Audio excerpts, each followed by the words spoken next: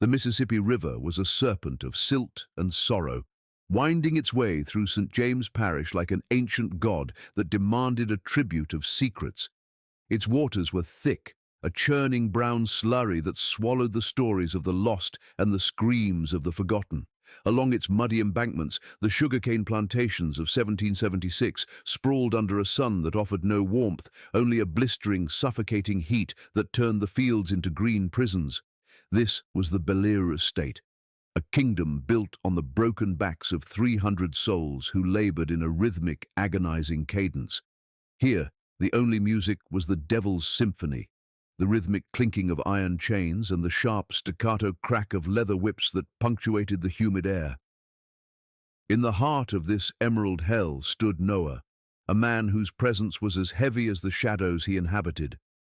At 23, he was a pillar of lean muscle and scarred skin, a testament to a decade of endurance. But Noah's most defining feature was not his strength. It was the absolute, vacuum-like silence that surrounded him. He was a man without a voice, a mute whose tongue had been silenced long ago, some said by a childhood fever, others by the cruel blade of Master Gautier, who allegedly cut the boy's voice out to stop his weeping when his mother was sold into the dark heart of the South. As Devo shattered the low hum of the morning. The youngest of Bellere's five-man hierarchy, Devo was a man whose soul had been pickled in bourbon and absolute power.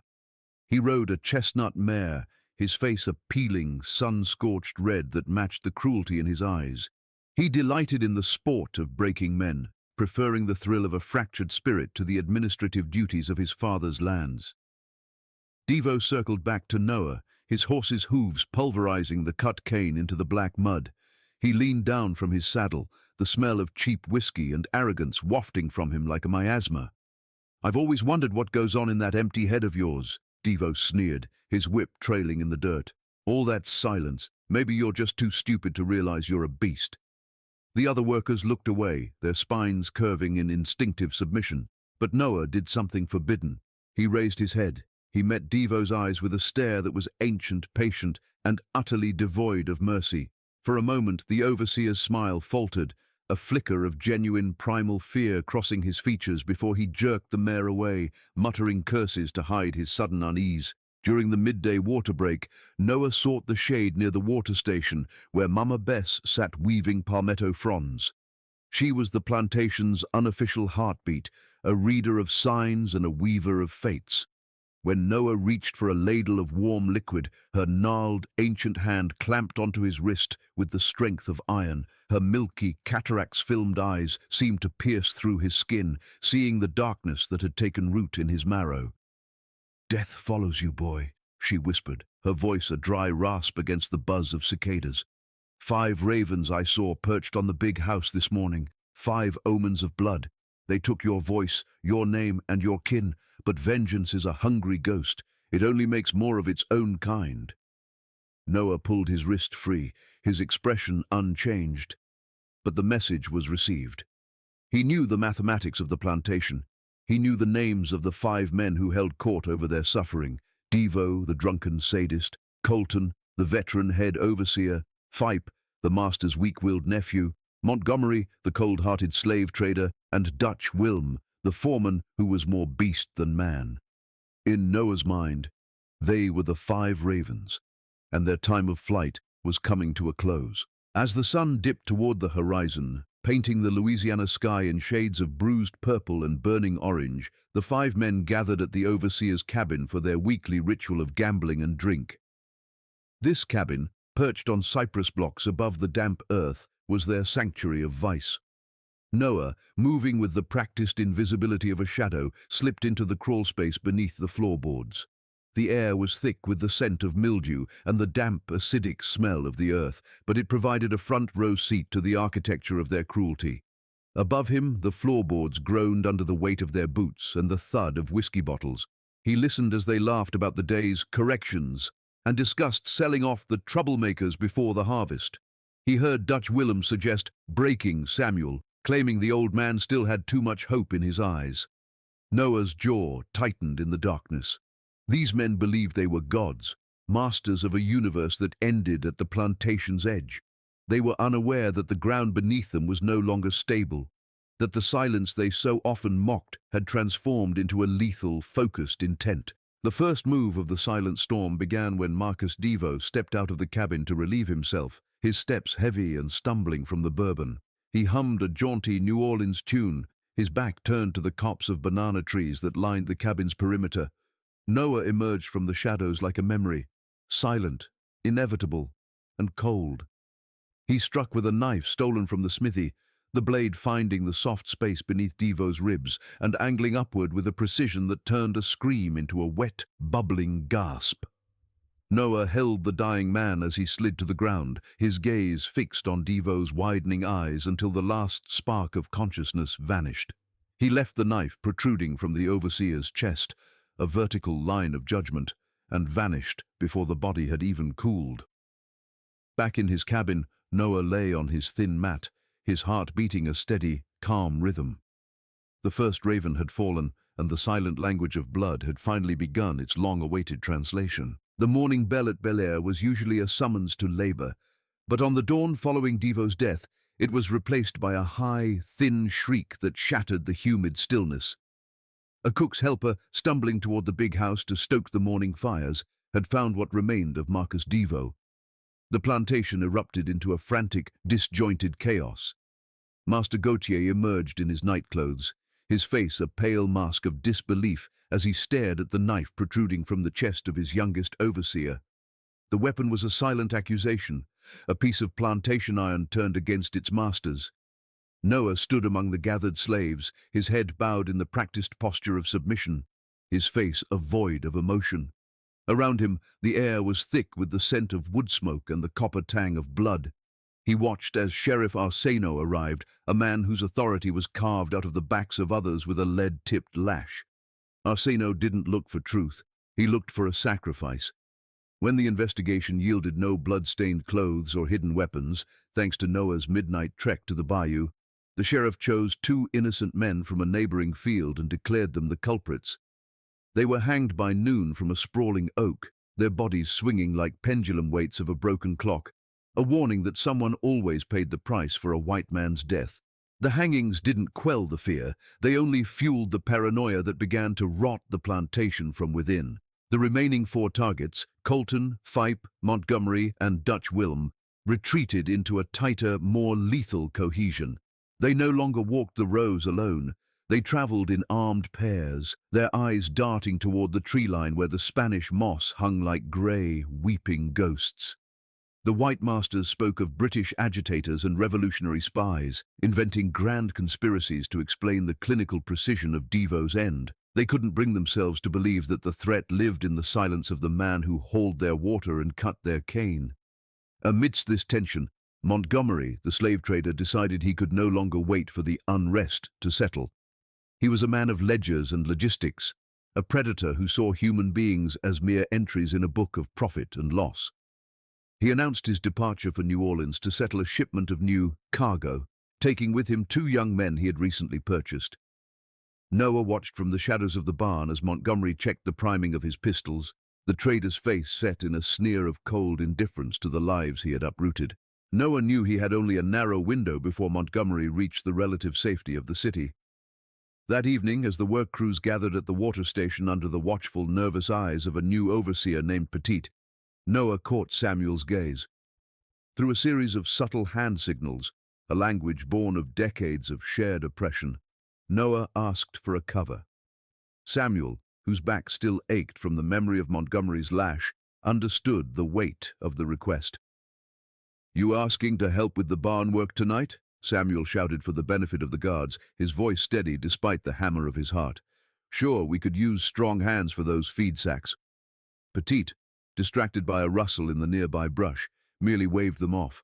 Later, in the dim light of the barn, Samuel gripped Noah's shoulder with a strength that was both a blessing and a goodbye.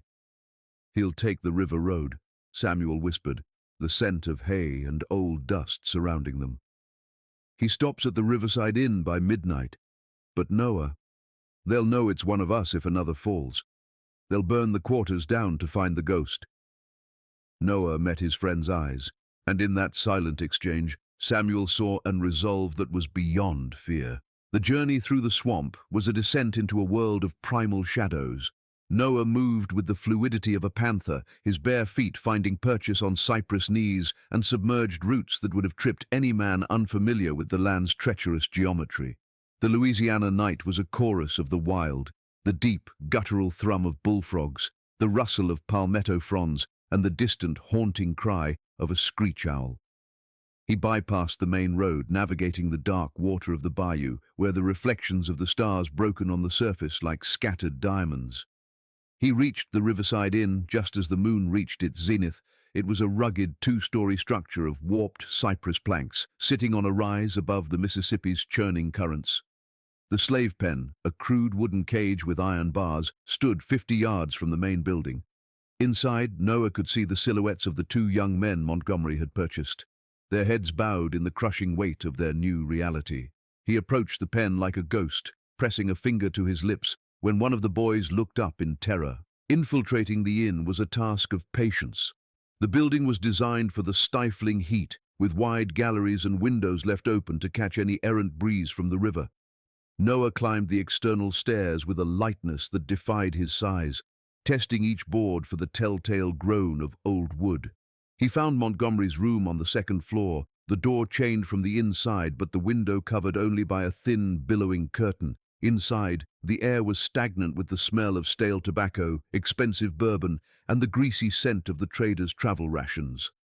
Montgomery lay sprawled on the bed, a man who felt secure behind his locks and his ledgers. On the bedside table sat the tools of his trade, a heavy purse of silver, a pair of brass-barreled pistols, and the iron keys to the slave pen. Noah stood over him for a long minute, his mind a gallery of the faces Montgomery had sold, his own sister among them, her screams echoing in the chambers of his memory. The trader's snoring was a rhythmic, arrogant sound, the breathing of a man who believed he owned the very air he inhaled. The end for Montgomery was as silent as the night itself. Noah's hand moved with the speed of a striking viper, clamping over the trader's mouth as his knife found the jugular. There was no struggle, only a frantic, wide-eyed realization in Montgomery's eyes as the life he had commodified began to spill out onto the fine linens of the inn.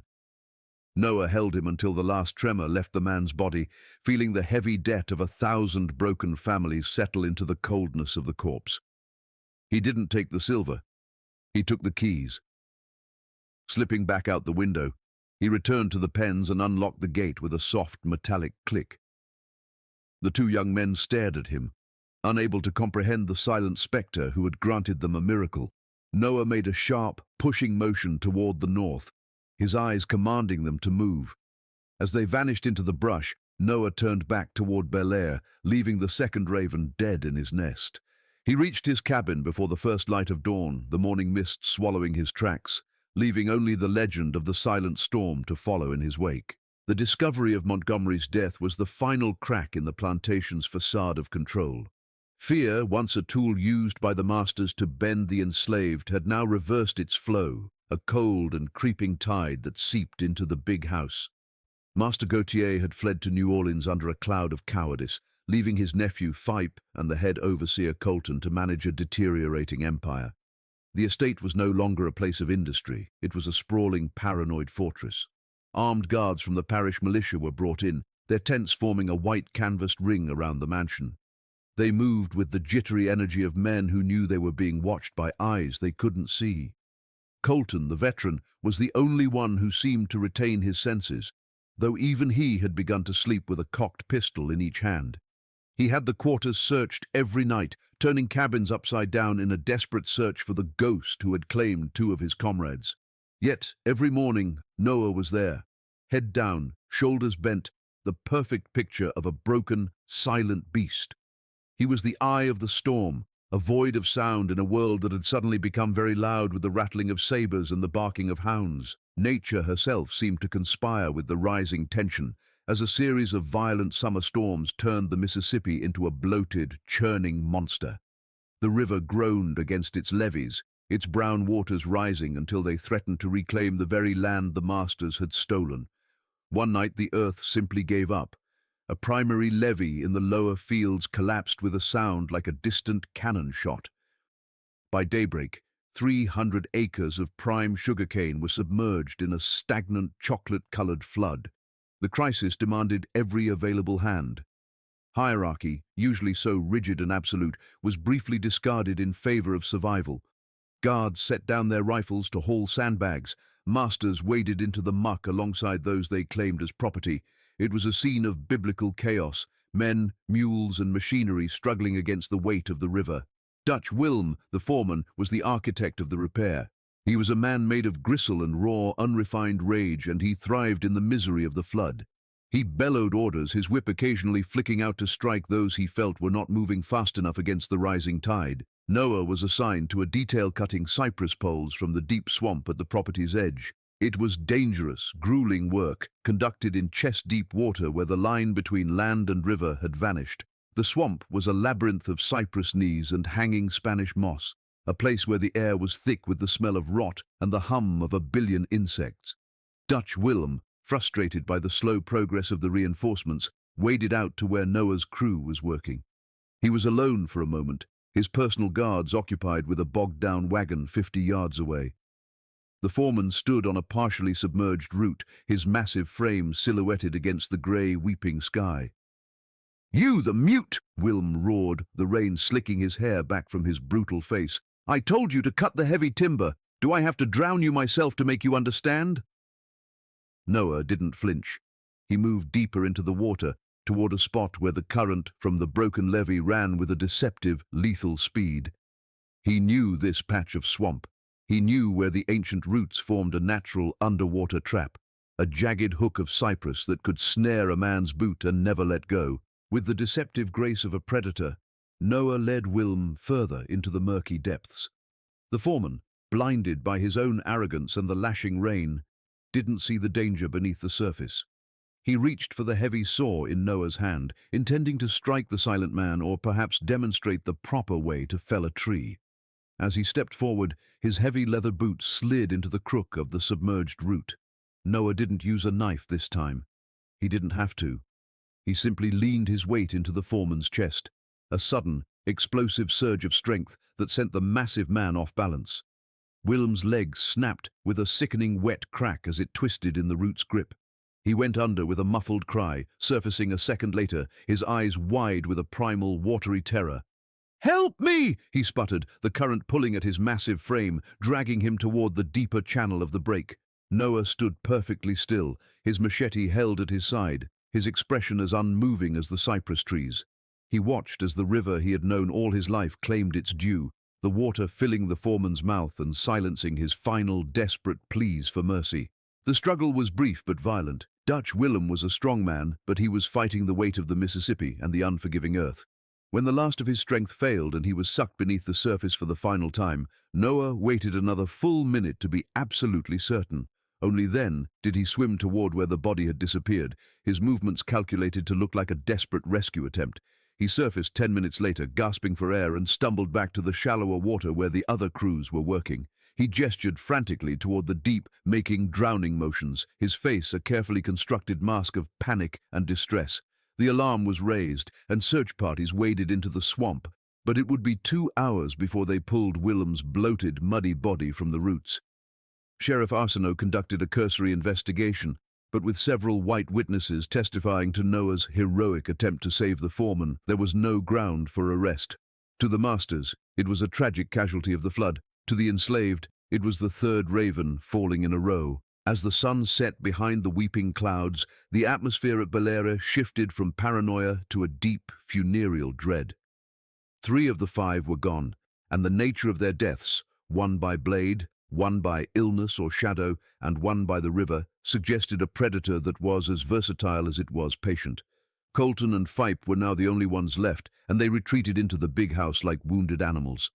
The mansion was transformed into a cage, with iron bars on the lower windows and soldiers stationed at every door. Colton sat in the library, his eyes fixed on the darkness beyond the glass, his predatory instincts telling him that the silence in the quarters was not peace, but a long, indrawn breath before a scream. Noah, lying in his cabin, felt the exhaustion of the day, but his mind was clear. He thought of his mother, whose face was a fading map in his memory, and his sister, whose screams he still heard in the rustle of the cane. The mathematics of vengeance were almost complete. Only 2 ravens remained, and while they believed their walls could protect them, Noah knew that the strongest prisons were the ones men built for themselves out of fear. The arrival of Captain Beaumont and his squad of 10 colonial militia transformed Bellere from a site of chaotic paranoia into a disciplined occupation. These were not the bourbon-soaked overseers of the parish. They were scarred veterans of frontier skirmishes, men who moved with a mechanical, cold efficiency. They brought with them the smell of gun oil and the harsh reality of martial law. Beaumont, a man whose face was a topography of old battles, immediately instituted a regime of absolute control. He established twice-daily roll calls, at the first grey bleed of dawn and the final bruise of dusk, and decreed that any irregularity would result in collective punishment. The weight of this threat hung over the slave quarters like a guillotine blade. To ensure the safety of the remaining targets, the big house was fortified with iron grates over the windows, installed by the plantation smithy under the watchful eyes of loaded muskets. The mansion, once a symbol of southern elegance, now looked like an iron-ribbed beast crouching in the mud. Inside, Philippe Gautier and James Colton huddled together, their lives reduced to the dimensions of a few candlelit rooms. They believed that walls of brick and bars of iron could stop a ghost, unaware that a fortress is only as strong as its smallest crack. Noah watched the new patterns of the militia with the analytical gaze of a master strategist. He saw how the soldiers grew weary of the Louisiana humidity, how their attention flagged during the midnight watch, and how they relied on the invisibility of the house servants to maintain their comfort. Among those servants was Clara Ara, an elder woman who had moved through the halls of the big house for 30 years with the silence of falling snow. She had raised Felipe from a babe, yet beneath her mask of maternal devotion lay a scar that never healed. The memory of her own son, beaten to death by Colton years ago for a minor infraction. Noah found her in the laundry shed, the air thick with steam and the scent of lye. No words were exchanged, instead a series of deliberate gestures, a hand over a heart, a finger tracing a throat, sealed their pact. Clara Ara was the bridge. She knew the rhythm of the house, the weight of the keys, and the exact moment when Phipe's wine-induced sleep would be at its deepest. She agreed to leave a single latch on the second-floor iron grate unfastened, a subtle invitation to the reckoning that had been brewing for a decade. The night of Philippe's end was thick with a pre-storm heat that made the very air feel like a damp shroud. Noah moved toward the big house, bypassing the primary sentries by navigating the drainage culverts that emptied into the bayou. He emerged near the mansion's foundation, a shadow detaching itself from the darker shadows of the cypress trees. The climb was a feat of impossible physical discipline. Using the warped siding and the decorative shutters as handholds, Noah ascended the exterior wall, his body pressed tight against the brick to avoid the sweeping lanterns of the patrols below. His fingers found the iron grate Clara Ara had left prepared. It swung open with a muffled groan that was swallowed by the rhythmic chirping of 1,000 cicadas. He slipped into the bedroom of the master's nephew, landing on the fine Persian rug with the weightlessness of a leaf. The room smelled of expensive cognac and the cold, metallic scent of Felipe's fear. The young man lay sprawled across his silk sheets, his face slack and vulnerable, dreaming of safety in a world that had already decided his fate. Noah stood over the 4th raven, the moonlight reflecting off the stolen smithy blade. In that moment, he didn't see a master. He saw the culmination of every injustice, every auction block, and every scream he had been unable to voice. Felipe was not a man of violence himself, but he was the beneficiary of it, a soft-handed predator who thrived on the labor of the broken. The killing was a swift, clinical necessity. Noah's hand clamped over Felipe's mouth, silencing the sudden, sharp intake of breath as the steel found its mark. He held the young man until the frantic drumming of his heart ceased, watching the realization of mortality bloom in those privileged eyes. Before vanishing back into the night, Noah did something he had never done before. He left the window grate wide open, allowing the morning breeze to stir the curtains. He wanted them to see. He wanted Colton, the final raven, to look upon the body and understand that there was no wall high enough, no soldier brave enough to stop the silent storm once it had begun its descent. The dawn brought a scream that echoed across the entire parish. When Clara Ara entered the room with the morning tea, the illusion of military security shattered instantly. Captain Beaumont stood in the doorway, his face turning a livid shade of purple as he realized his impenetrable fortress had been breached from the outside. The panic that followed was a violent, lashing thing. Noah and 12 other men were dragged from the quarters, thrown into the dirt, and subjected to a brutal interrogation under the searing morning sun. Beaumont himself examined Noah's hands, searching for the rope burns or splinters that would betray a climber. But Noah had been too careful. He had used the natural gaps in the brick and the iron itself, leaving no trace of his passage. Despite the lack of evidence, the captain ordered them all locked into a windowless storage shed, a makeshift oubliette intended to sweat the truth out of them. "Someone will hang for this by sunset," Beaumont roared, his voice trembling with the frustration of a hunter who had become the prey. Inside the stifling darkness of the shed, the air was a thick, stagnant soup of sweat and despair. Samuel and the others sat in a circle, their breaths heavy in the gloom. But Noah was already focused on the back wall, where the wood was soft with dry rot. He knew that the malicious focus was now entirely on the exterior perimeter, expecting a mass insurrection or a revolutionary attack. They were looking for an army, not a single, silent man. Clara Ara, who had managed to slip a small flask of water through a crack in the door, whispered a single name: Colton. The head overseer had barricaded himself in the study, surrounded by 6 guards and armed with a miniature arsenal. He was the last of the 5 ravens, the architect of 1,000 lashings, and the man who held the keys to their misery. Noah felt a strange, cold peace settle over him. The mathematics were nearly finished. The 4th raven was dead, and the 5th was trapped in a cage of his own making, waiting for the shadow that had already learned how to walk through walls. The final night arrived with a sky the color of a fresh bruise, heavy with the promise of a storm that would wash away the sins of St. James Parish. Inside the sweltering storage shed, Noah remained a figure of absolute stillness, even as his fellow prisoners whispered prayers for a quick death. Outside, the world was a cacophony of military boots and the restless whinnying of horses. Captain Beaumont had turned the estate into a garrison, but Noah knew that a man who expects a siege often forgets to guard the ground beneath his feet. Using the rhythmic claps of thunder as a mask, Noah worked the loose board in the rear of the shed. He didn't just escape, he transitioned from a prisoner to a force of nature. He squeezed through the gap and vanished into the rain, his body becoming one with the deluge. He moved toward the bayou, entering the cold, stagnant water of the drainage culverts.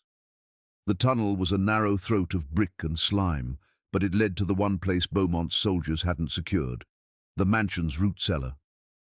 Noah emerged from the earth like a vengeful spirit, his clothes soaked in the mud of the land that had tried to bury him for 23 years.